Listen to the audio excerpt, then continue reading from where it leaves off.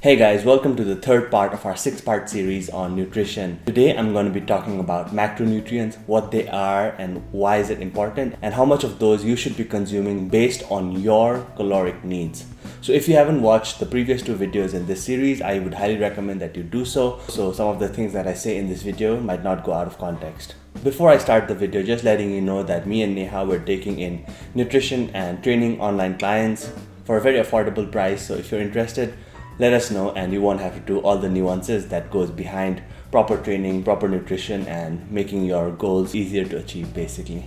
So let's get started with the video. So other than alcohol, which obviously you should be consuming very less of if your goal is performance or body composition, all calories in a diet come from only 3 macronutrients: protein, carbohydrates, and fat.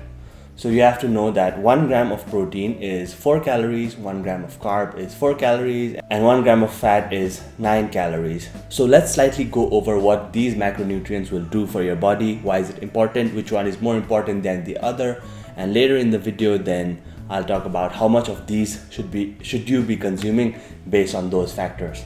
For body composition purposes, protein is by far the most important macronutrient for the sole reason that muscle is literally made out of it. In short, protein helps you build more muscle and saves your existing muscle from being lost. Both of these functions are very important when it comes to maximizing muscle gain and minimizing fat. So protein is something that we need for survival, and we need about 10% of our total calories to come from protein at least for survival. But the purpose of this video is not just survival, but what is optimal and how much कति कम्ती खाएर भने you can still get away with it, and धेरैमा how much should you be consuming and what happens if that happens भन्ने हिसाबले हो. So the minimum amount of protein you could still get away if you have good genetics of building muscle. You could still get away with very little protein. If you're on anabolic steroids, you could get away with little protein. Or if you're consuming so much food from other sources like carbohydrates and fat, then you could get away maybe with a very less amount of protein, and that minimum I would say is about 0.9 grams per kilo of your body weight. So that sounds very less, but you can still get away if you are one of the above. But what we have to look at is we need optimal amount. Optimal amount say ke ho ta protein khane, and you're safe that you're not going to lose muscle and you're going to build sufficient muscle. So the optimal intake if you're not in a deficit would be about 2 grams per pound of your lean body mass, and when you're in a deficit I would recommend about 2.2 to 2.4 grams per kilogram of your body weight of lean body mass. So for me, mero purana example, I was 75 kgs with a lean body mass of 50 kilos. So if I'm in a deficit, I need to be consuming about 2.4 times my lean body mass, which gives me about 120 grams of protein that I need to be consuming.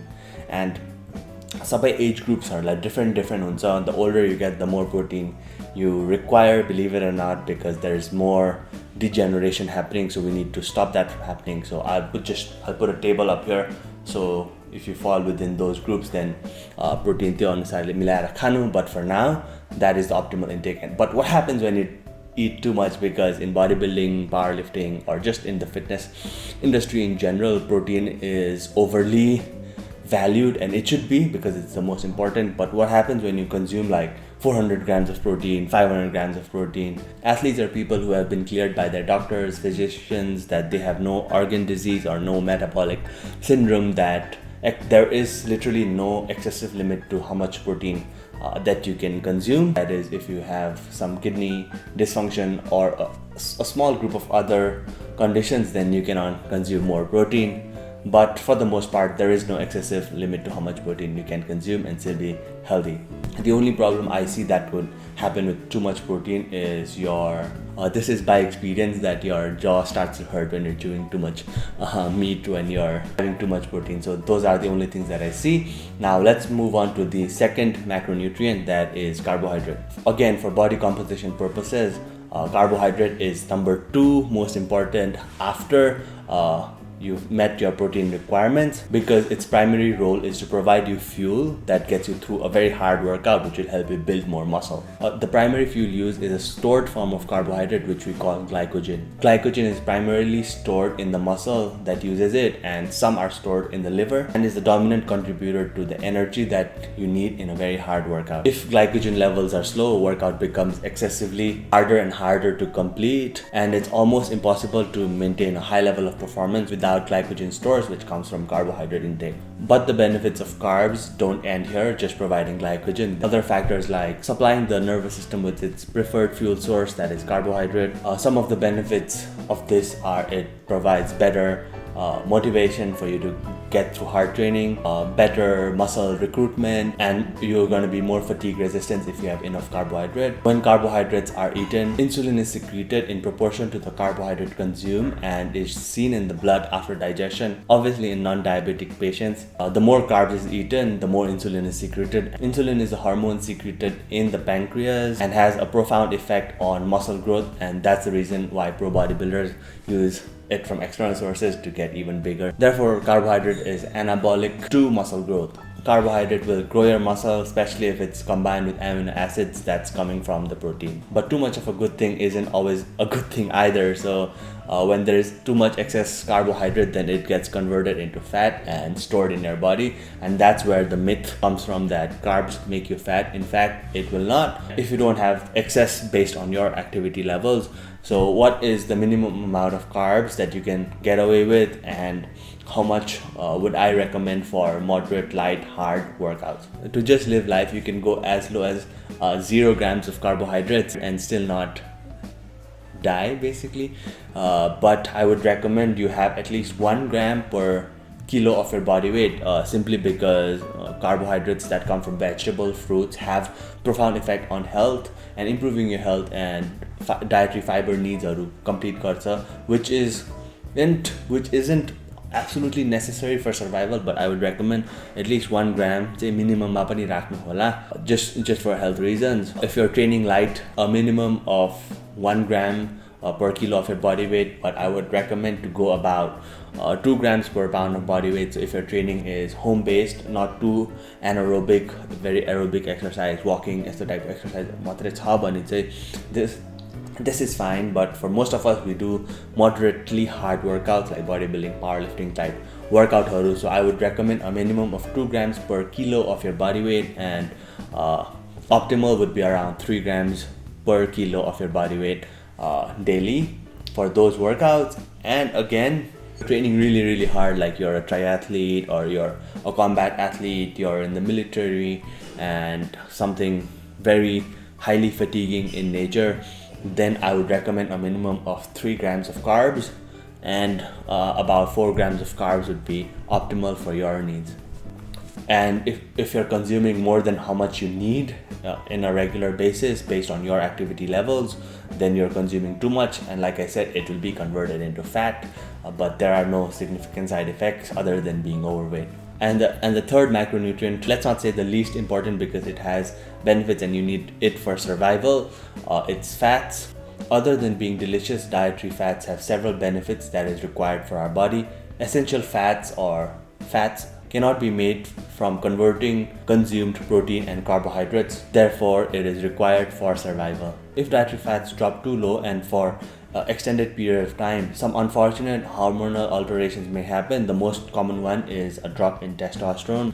But past meeting the minimum requirement of fats, there is no significant benefits when you consume more than that, so we'll talk about it now. However, even if it directly does not improve your body composition, it can work as a great calorie buffer, because first, it's very easy to consume large amount of calories from fat in comparison to protein and carbs, and the calorie density for fats are really high, so you can consume more of fats with little volume. And this is, I think, important for people who are trying to gain weight. And protein is very expensive in comparison to carbs and fat, but fat, I think, is the cheapest source of macronutrients. If you've hit your optimal protein intake, if you've hit your optimal carb intake, then I would rather just go up in fats. The minimum amount of fat that you would be requiring to have everything hormonally functioning properly is about 10% of your calories from your maintenance calories. So for me, my example,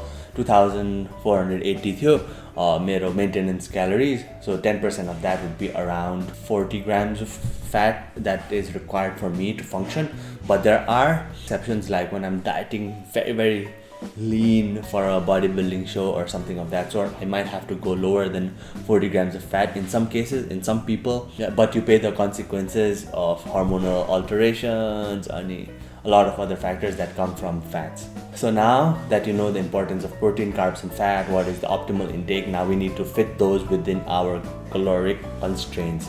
So remember me from the previous video, I was on a maintenance calories of 2480 and मेरो deficit put me at around 1972, which I rounded up to 2000 calories in order to be losing 0.8% of my body weight from the last week. So what's the most important macronutrient? So that's something we need to prioritize first, and that is protein. Here's a chart. So for me, I need 2.4 grams of protein for my lean body mass, which is 50 grams. That gives us 120 grams of protein. But grams matter and calories matter. How do you convert that? So 120 grams into 4, because 1 gram of protein is 4 calories. So 480 calories will come from my protein sources, and that is the most important thing that I need to separate. So once the protein is allocated, we have left over 1492 calories. So yo, but say for the most part, I always do like 60% of those calories from carbohydrates and 40% of those calories will come from fat. So what I basically do is I take out my calculator, 1500% 60 it becomes 900. And yo 900 like say I just divided by 4, so that gives me around 225 grams of carbs that I need to be consuming. And 1500 ma 900 subtract when 600 calories is left. So your 600 calories, let's say what I do is divide it by 9, so that gives me 66.6 grams of fat that I need to be consuming, and I have to check with the minimum intake. It matches, so this is a perfect caloric balance, and this is what I would recommend. And both of them are good. We needed minimum of 40 grams of fat, 67 covers it. We needed about 2 times our body weight for moderate workout, so that's fine as well. So we're already in a deficit and we're working perfectly fine. For your convenience, I'm just going to put up a chart here, and this will help you dial in your fat and carbs even easier after you've deducted your protein. So here's the chart. It's on my iPad, but for you it's going to be on your screen. So the left side of this chart is the leftover calories after you've deducted protein. So it ranges from 700 all the way up to 2200. So for our case, look at where the 1500 is, and on the top the 60 by 40 voila was perfect fit for us. 60% of 1500 is 225 grams of carbohydrate, and 67 grams of fat is 40% of 1500. So here's the chart. So for example, let's say you were left over with 2200 calories after deducting your protein. Then if you wanted to do the 60-40 split, you would put your calories as 330 grams of carbs and 98 grams of fat. So that makes it very, very easy once you've deducted the protein. But however, if you want to have more of, for this diet, if you wanted to have more from carbohydrate and less from fat, what you have to check is the minimum amount of fat that you needed. So that was 40 for our case. So if I look at the chart 1500 and go to the extreme right, 80-20 split map, it would give me 300 carbs and 33 fat. But this would fall below our minimum required fat. So I would go one step to the left and choose 70-30 option, which would give us 263 grams of carbs and 50 grams of fat, which falls well within your minimum fat requirement. And that is how you divide your protein, carbs and fat. I hope you guys could understand what protein does, what carb does, what fat does, and how you would divide them into proper calories. And yeah, that's basically it. Thank you so much for watching. Make sure you share this with your friends, subscribe to this channel, and like always, if you're interested in hiring me or Neha as your coach, send us an email and we will do our best to get you in the best shape of your life. Again, thank you so much for watching, and I will see you in the next part on how do you want to count these calories, कसरी चाहिँ count गर्ने once you have all the numbers laid out. So that's going to be the next video, and I will see you in that one. Peace.